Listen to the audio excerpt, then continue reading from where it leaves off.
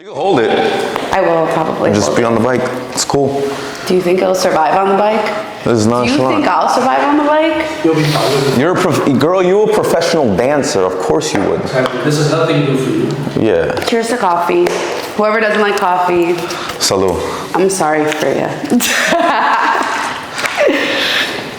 All right, let's chug. So, Commercial break, hold on. Here you go, I'm done. Sorry, I really just wanted to finish that coffee and be a princess for that, and then I'm all yours. so now you excited for this workout? No. You see me? I'm like half asleep. Here we go.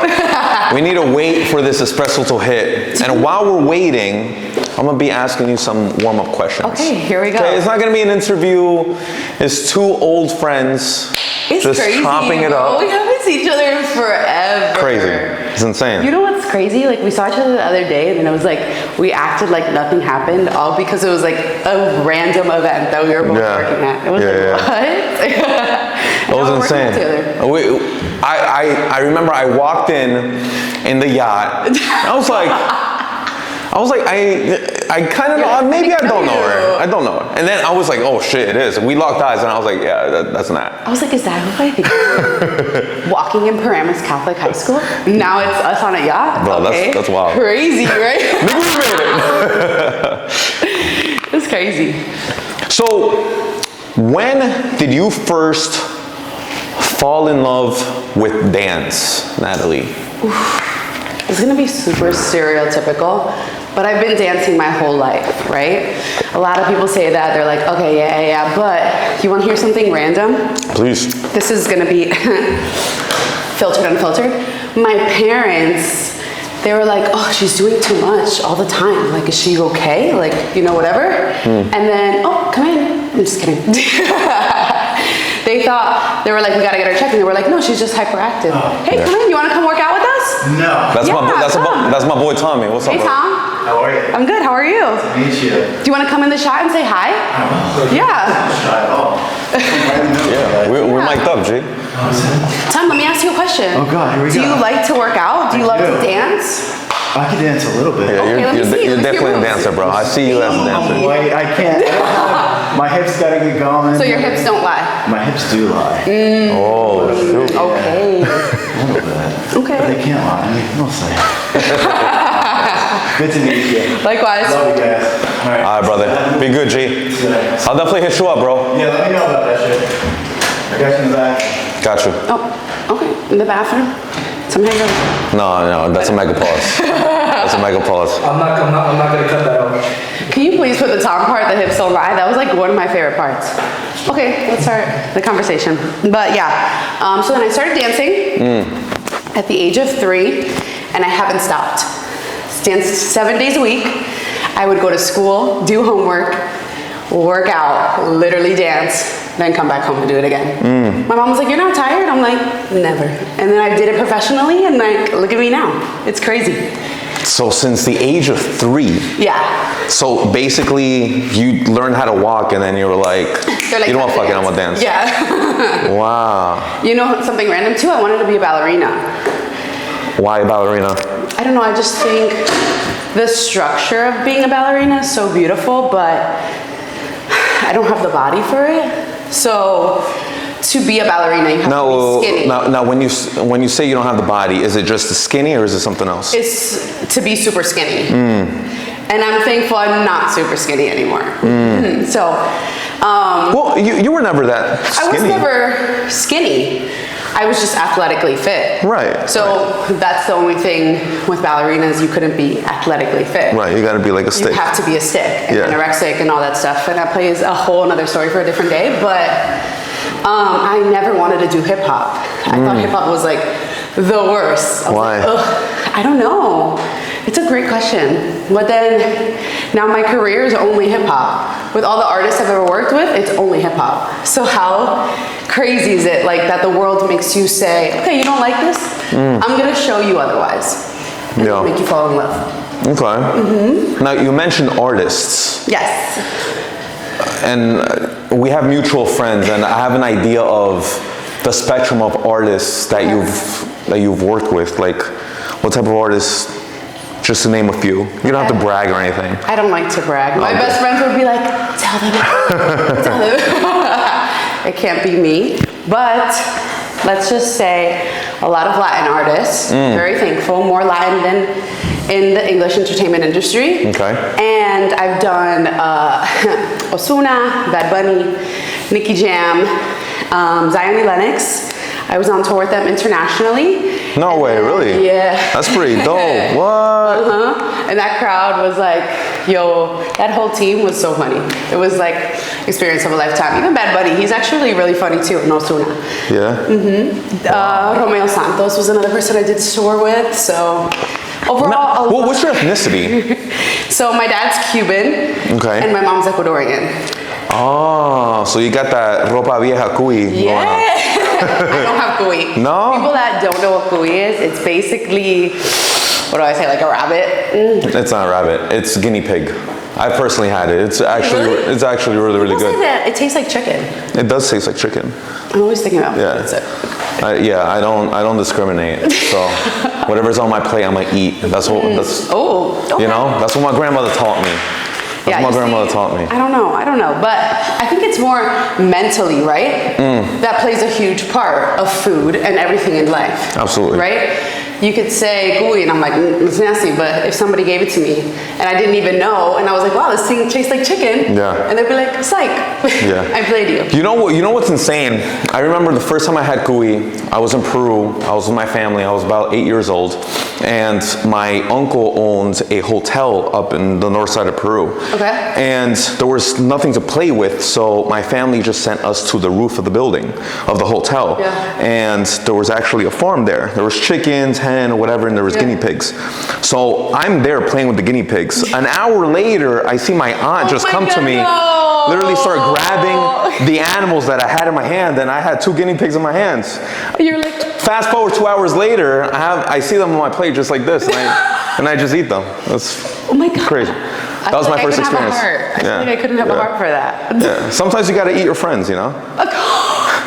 So what's one thing people totally get wrong about professional dancing? Okay, let's talk about dance in general first, right? Living in different places. I lived in Miami for a few years, I lived in LA, and I've lived here in Jersey, tri-state area, right? They think dance is many different things, right? As dancers, we know that there's either like ballet, contemporary dancers, or dancers that go on tour commercials. Miami, it's, oh, so you're a stripper? Oh, do you do ballet and shit? You know? So I feel like trying to educate people on that was the hardest thing. To be like, no, I'm classically trained, I did ballet and all that stuff, but now I do it as a career. A lot of people can't understand that you can take that and do it as your career. Right. Right? Because everyone thinks as dance as plan A, but always to have a plan B. But why have a plan B? Exactly. You know? You're almost like letting plan A fail already. Yeah. So you never want to have a plan B. So I feel like professional dancers, the moment that they book a job and that they get paid to do is considered, right? What kind of jobs are different, right? A lot of people in this industry want to start and get it for exposure. Or a lot of people are lowballing themselves to perform other places. Perfect example is Madison Square Garden, right? There's shows that are there that people ask for dancers and they'll lowball us because we're the bottom of the totem pole. Right. So instead of paying us a certain amount, they'll pay us less because they know at the end of the day, if we don't do it, if we say no, like we've done before, my friends and I, they know that other dancers will do it for cheaper. So then you see all these other dancers and you're like, wow, we're trying to fight for our rights so we can build a community together, but you're not helping us. Yeah. You know, and I feel like that's the biggest thing as a professional dancer that people think like, once you get one job, you can consider yourself, yes, but you have to keep putting in the work, right? You have to keep growing, you have to keep training, you have to keep doing so much stuff to show your work ethic.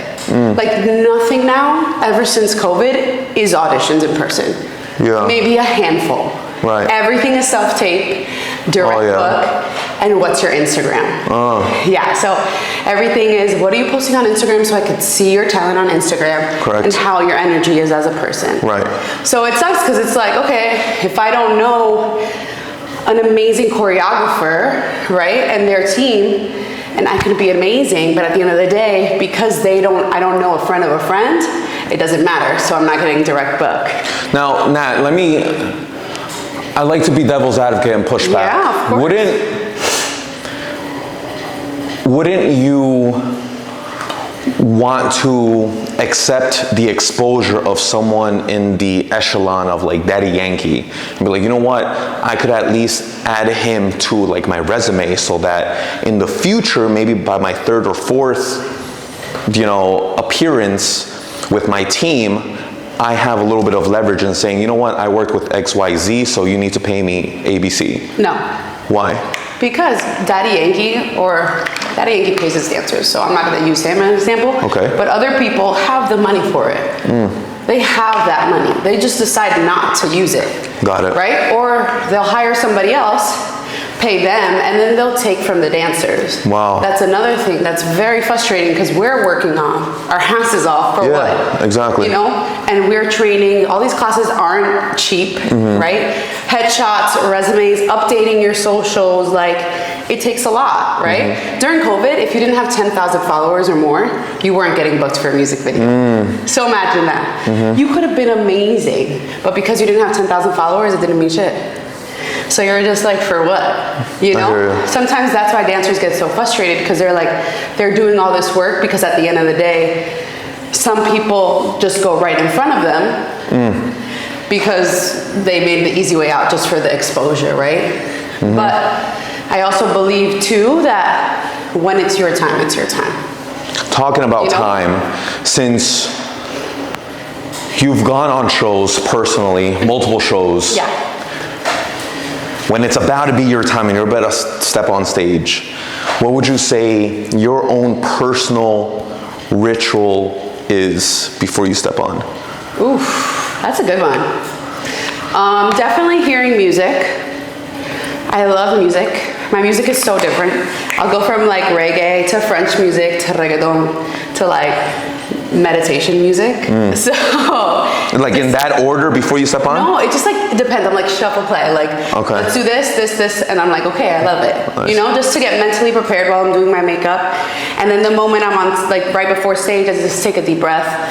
Thank God that I'm even here, because a lot of people don't even have the experience or even get to perform on stage, Absolutely. right? And then just when you get on stage, hearing everybody scream, it's not even your name, but hearing all those fans yell for like, let's say Raul Alejandro, Chris Brown, like whatever, whoever artist you're there for, it's like, wow, all my hard work is paying off, That's so fire. it's just like, I think that's the experience that all dancers love, but also have to understand that tour money is not like the end of it, right? Like commercials, you're getting more money for. And I think it's just because people want to do a tour because they can experience, it's a win-win, right? You're traveling the world for free. You're getting paid to travel. They pay for everything. So your flight, hotel, you're getting stipend money, and you're getting paid to dance. So it's basically like a win-win situation, But sometimes they don't understand that. I've had camps that have teams together that they've been so toxic that all I want to do is, as much as I love the form of art, I just want to go home. And how sad is that? Because I've worked my ass to be on this tour, but at the end of the day, it's not healthy. Yeah, I mean, there's always that like the bright side and the dark side. But staying on the light side, before you step on, you have the music, you have the playlist. Let's go more into detail. Like, do you have like a ritual where you put your left shoe on first before the right? I'm telling you, real athletes, like for example, I've stepped in a ring. Okay. I've fought. I have a ritual where I have to put on my right sleeve on first, my shin guard. How you like if it's just, you do that? Why right before left? It's You're just, righty? yeah, it's just a ritual. I wrap my hands. It has to be right hand, then left hand. Then I have to. I like to keep my mouth guard on before I even. It's so like for dancing specifically.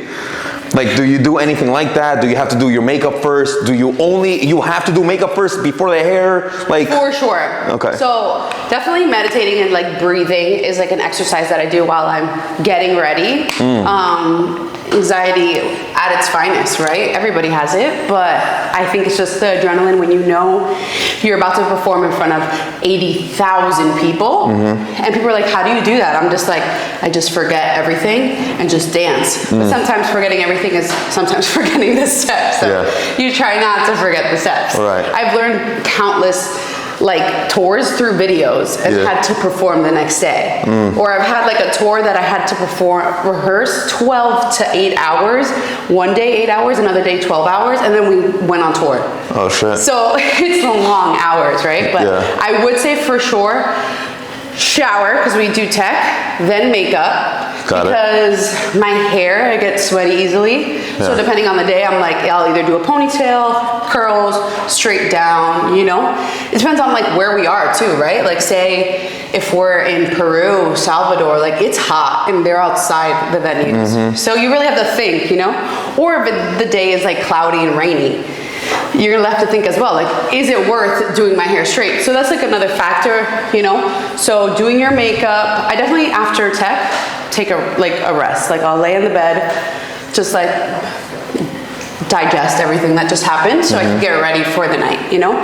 Then makeup, shower makeup, hair, photo shoot that I always say I'm gonna post and then never post.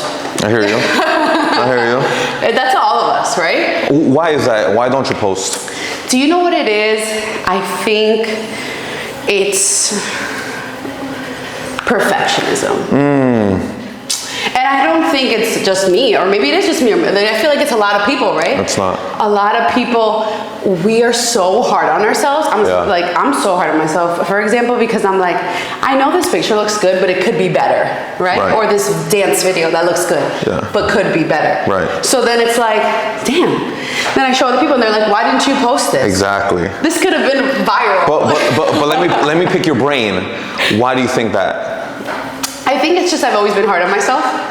And first thing is self-awareness. Right, but step back and think about like why wouldn't you post it and why people would actually like it? I don't think it's even much about people liking it. Because I don't care for that. It's for me being so hard on myself and make sure it looks good. And then it's like, what's the point of social media though? That is a great question, Brian. I'm a phenomenal interviewer.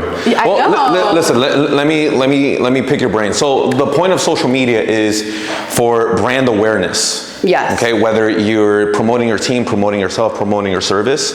Now, the market dictates what goes viral, what doesn't go viral. Yes. So the market and the content does not give a shit whether you like it or you don't like it. That's why I actually just had a conversation, not an argument, but like a back and forth with my content creator, because he was kind of like, bro, like don't upload things that you don't like. And I'm like, dude, respectfully, you're my editor.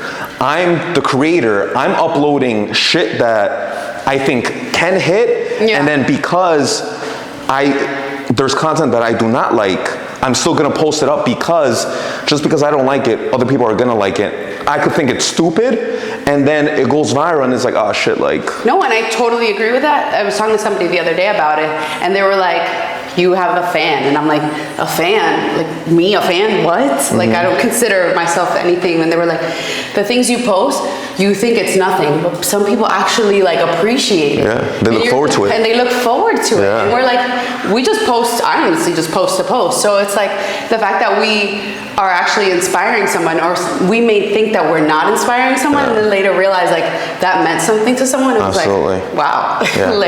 You have like, and I tell my mentorees as well, like you have at least 5 to 15 people, depending on your social media following, that literally looks forward to your posts and your stories. That's why you always have like the same 5 people always, you know what I'm saying? Like they're your fans, you know? They are your fans. It's crazy. Now, They're like the first one to like your story. yeah. Like, wow, thank you. First, second, you know, the first time So I know Nat personally, but I don't know Nat the dancer. We'll definitely get into that a little bit more while we're working out, since we're warming up. But for the people out there that don't really know Nat personally like I do, if you weren't a dancer, what do you think you'd be doing right now? I have nothing else. Honestly, I feel like probably still be in the industry. That's something I've always wanted to do. Be like an event coordinator, you know? So if I wasn't a dancer, still be in the industry so that I can coordinate all these events, whether it be with an artist or even with liquor. So I feel like just still having that idea to keep creating and have those juices flowing. I feel like I'm really business savvy and like love experimenting and open-minded and trying new things, but also staying true to myself and what's worth it and what's not. I hear you. Love that. All right, you warmed up? Yeah. Cool. Dope.